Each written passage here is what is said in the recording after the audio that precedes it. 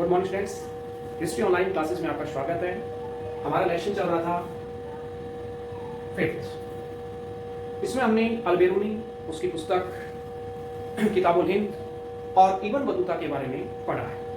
आज हम बात करते हैं इब्न बतूता की पुस्तक या ग्रंथ रिहला, जो कि अरबी भाषा में लिखी गई। ये मैं पिछली वीडियो में बताया था कि इस पुस्तक का लेखन कार्य जो है वो 1355 ईस्वी में पूर्ण हो चुका था। अब बात करते हैं कि रिहला पुस्तक में भारतीय समाज, भारतीय प्रशासनिक व्यवस्था या जो कुछ इब्न बतूता ने देखा भारतीय समाज के बारे में, उसके बारे में क्या क्या वर्णन किया गया। सबसे पहले इब्न बतूता ने जो जिक्र किया है वो क्या है, नारियल और पान। नारियल और पान। इब्न बतूता नारियल के बारे में बताते हुए कहता है कि नारियल का पेड़ और खजूर का पेड़ एक समान है, इनमें किसी भी प्रकार का कोई अंतर नहीं है। यदि इनमें कोई अंतर है तो वो है इनका फल। इब्न बतूता बताता है कि नारियल के ऊपर काष्ठ फल लग रहे हैं और खजूर के ऊपर खजूर। नारियल की तुलना इब्न बतूता ने मानव के सिर से की है। इब्न बतूता बताता है कि जिस प्रकार मानव के सिर के ऊपर बाल है, उसी प्रकार नारियल का जो बाहर का कवर आप देखते हैं उसके ऊपर बाल है। जब हम उसे अंदर से निकालते हैं, जिसमें गिरी होती है, जब हम उसको बाहर निकालते हैं तो आपने देखा होगा कि नारियल के ऊपर आपको इस तरह से 3 निशान देखने को मिलते हैं, यानी आंखें और मुंह।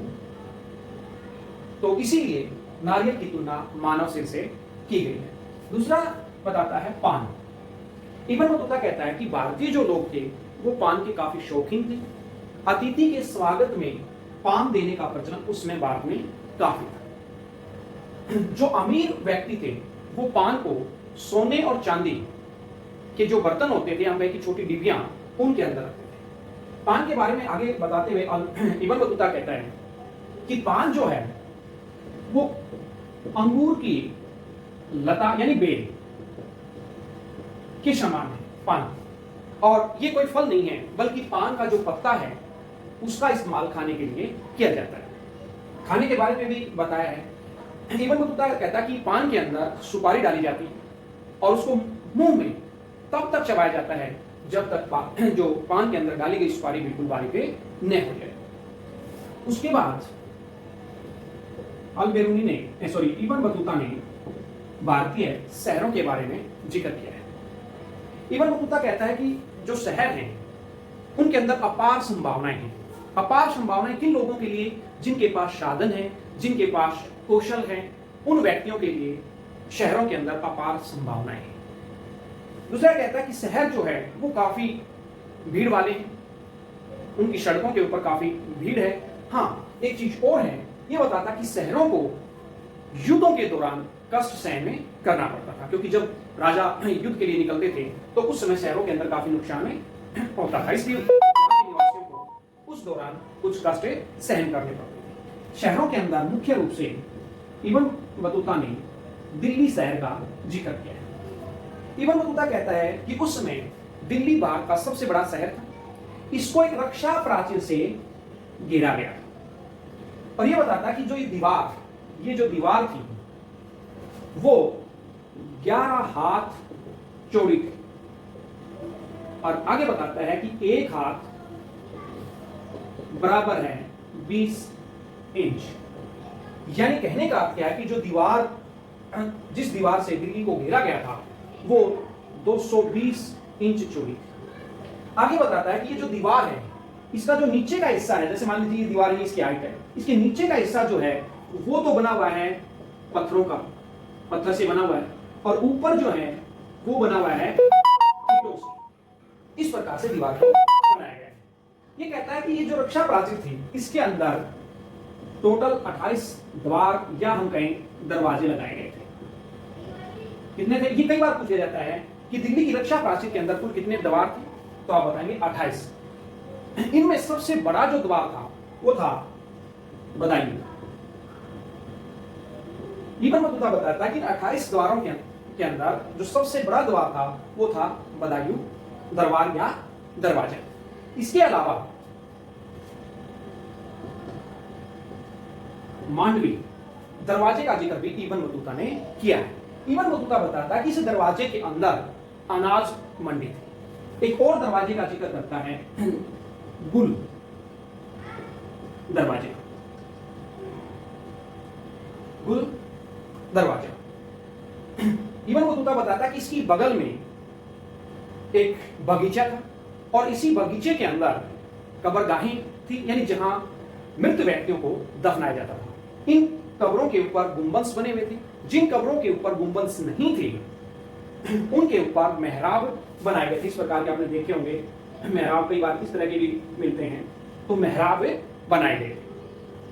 ये कहता है कि जो रक्षा प्राचीर थी इसी के अंदर सब कुछ था, जैसे गोला बारूद, हथियार,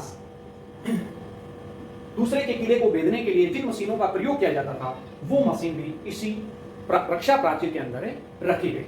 तो ये था शहरों के दिल्ली के बारे में। इसके साथ साथ इब्न बतूता कहता है कि दौलताबाद भी उस समय भारत के बड़े शहरों में से एक, ये भी दिल्ली के समान ही शहर था। इसके अलावा कुछ और शहरों का जिक्र भी इब्न बतूता ने किया है। मुल्तान, कोल, ग्वालियर, उज्जैन आदि शहरों का जिक्र भी इब्न बतूता ने किया, लेकिन मुख्य रूप से दिल्ली का ही जिक्र इन्होंने विस्तार से किया है।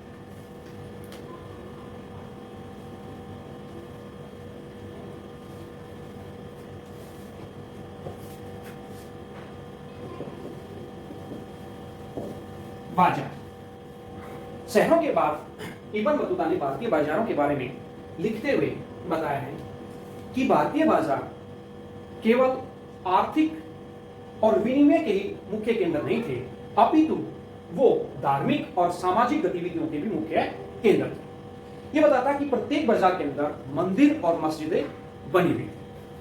बाजारों के बारे में मुख्य रूप से इब्न बतूता ने ताराबाद बाजार का जिक्र किया है। ताराबाद बाजार का जिक्र किया है।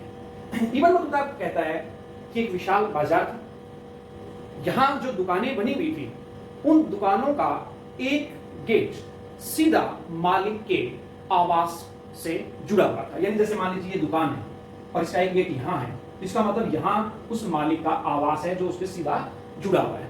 दूसरा ये बताता है कि जो दुकान है उसके मध्य में एक झूला डाला गया है। यहां जो बाकी जो स्पेस है उसके ऊपर कॉलिंग्स बिछाई गई है।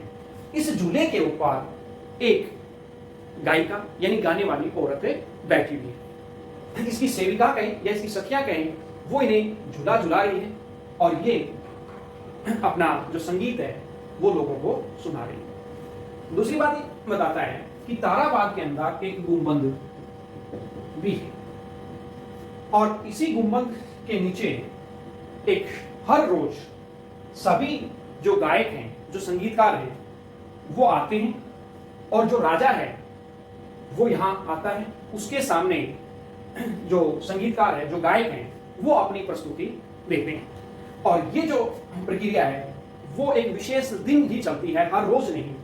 गुरुवार यानी बृहस्पतिवार को इस प्रकार का आयोजन किया जाता है। ये बताता है कि चाहे हिंदू शासक है या मुस्लिम शासक है, वो इस समारोह में भाग लेते हैं और जितने भी संगीतकार और गायक हैं वो अपनी प्रस्तुति प्रदान करते हैं। इसके बाद है कृषि और व्यापार। कृषि और व्यापार, इब्न बतूता कहता है कि भारत के अंदर कृषि उत्पादन अत्यधिक होता है क्योंकि वहां की जमीन काफी उपजाऊ है। यहां के लोग मुख्य रूप से गेहूं, चावल आदि अनाजों की खेती करते हैं और कृषि जो है वो उस समय काफी उन्नत अवस्था में। जिस प्रकार आज हम वर्ष में मुख्य रूप से 2 ही फसलें लेते हैं, उसी प्रकार इब्न बतूता कहता है कि उस समय भारतीय जो किसान थे वर्ष में 2 फसलें लेते थे। मुख्य फसलें मैंने बताई थी, जैसे गेहूं है, चावल है, नारियल है आदि की खेती उस समय की जाती थी। बात करें व्यापार की, तो इब्न बतूता कहता है कि उसमें बाहर का आंतरिक और विदेशी यानी बाह्य दोनों ही व्यापार काफी उन्नत अवस्था में थे, काफी मजबूत थे। हमारा जो मुख्य रूप से जो व्यापार था, विदेशी व्यापार, वो मध्य तथा दक्षिण पूर्व एशिया के जो देश थे उनके साथ हमारा व्यापार काफी उन्नत था। यदि हम बात करें कि कौन सी चीजें हम निर्यात करते थे और कौन सी वस्तुओं का हम आयात करते थे, तो पहले बात करते हैं निर्यात की जाने वाली वस्तुएं।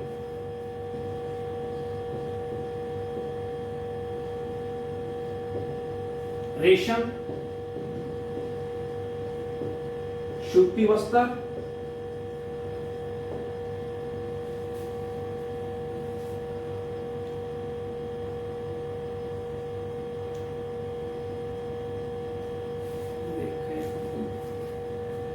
साटन,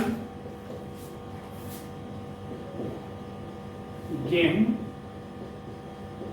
चावल, गरम मसाले आदि जो चीजें थी उनका निर्यात किया जाता था। बात करें आयात की,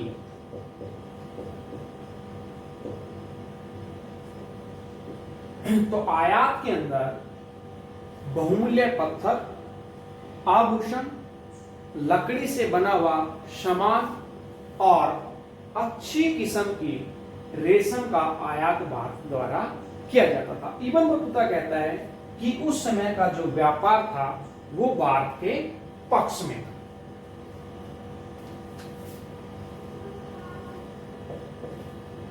डाक प्रणाली,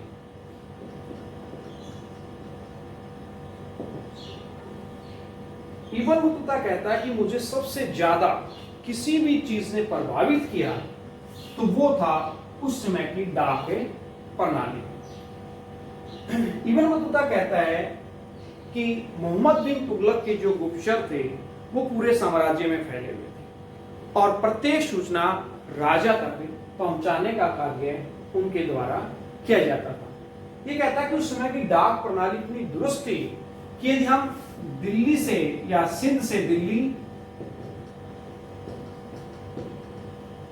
का रास्ता यदि हम सामान्य तौर पर इस सफर को तय करें तो ये कहता है कि हमें 50 दिन लगते हैं। कितने दिन लगते हैं?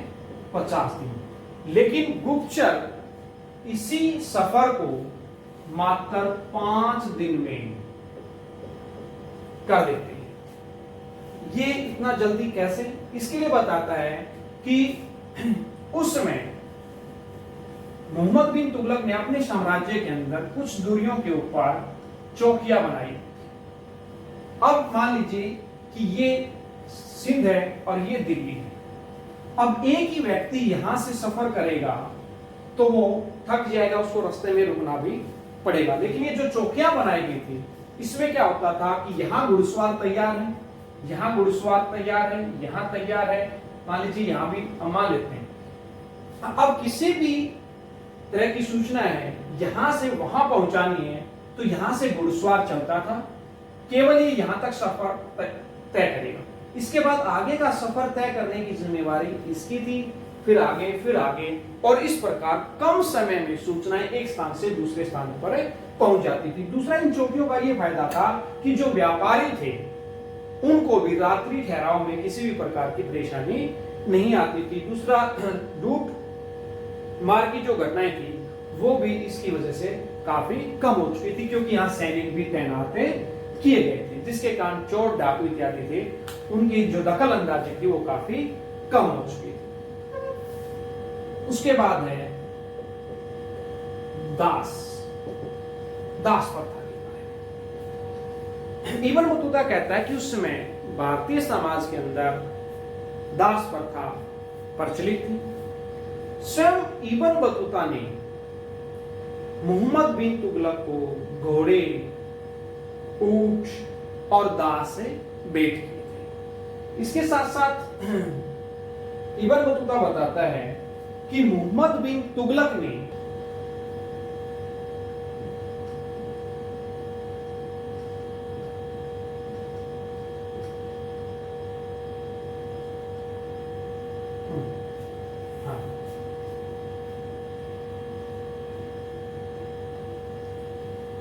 ये बताता है कि खुद मोहम्मद बिन तुगलक ने एक धर्म प्रचारक नसीरुद्दीन को 200 दास भेंट किए थे। ये जो दास होते थे, कुछ ऐसे भी दास थे जिनको घरेलू कार्यों के अंदर लगाया था। दासों की यदि हम बात करें तो जो घरेलू कार्यों में लगे हुए थे, उनकी स्थिति जो कृषि कार्यों में लगे हुए दास थे उनसे अच्छी थी। आगे बताता है कि इब्न बतूता कि कुछ दास ऐसे भी थे जो गायन विद्या में निपुण थे, कुछ ऐसे भी थे जो नृत्य कला के अंदर निपुण थे। तो ऐसे जो दास थे वो केवल राजा या अपने स्वामी का मनोरंजन करने का ही कार्य करते थे। विवाह शादियों के अंदर भी इन दासों की सहायता से आने वाले अतिथियों का मनोरंजन करवाया जाता था। बात करें अब हम विहला के मूल्यांकन की,